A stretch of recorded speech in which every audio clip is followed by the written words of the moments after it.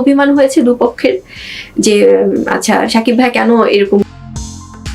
এবার অপু বুবলি প্রথমবার একসাথে বসে হাসাহাসি করছে, যেটা দেখে দর্শকরা খুব আনন্দিত। এবার বুবলি বলেন, অভিমান হয়েছে দুই পক্ষের, আমরা কি পারি না অভিমান ভুলে আবার এক হতে?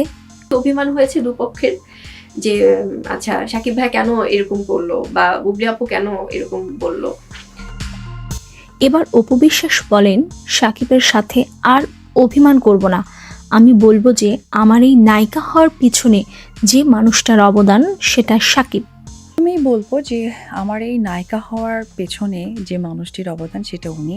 এবং এবার সাকিবের উদ্দেশ্যে বুবলি বললেন, তুমি খুব ভালো একজন মানুষ, তোমার প্রতি ভালোবাসা সম্মান সব সময় থাকবে।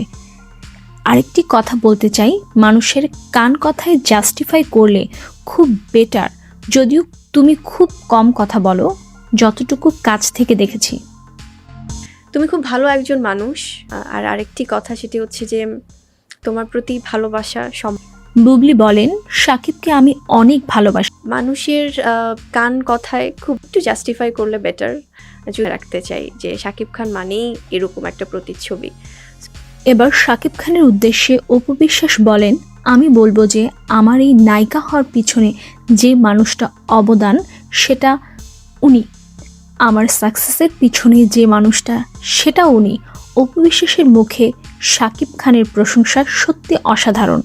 নায়িকা হওয়ার পেছনে যে মানুষটির অবদান সেটা উনি, এবং আমার সাকসেসের পেছনে যে মানুষটার টোটাল পরিশ্রম, মাতৃত্ব, এই অবদানটাও তার, রেসপেক্ট, এই অবদানটাও তার, কিছুর মধ্যেই অবদানটাই আসলে তার।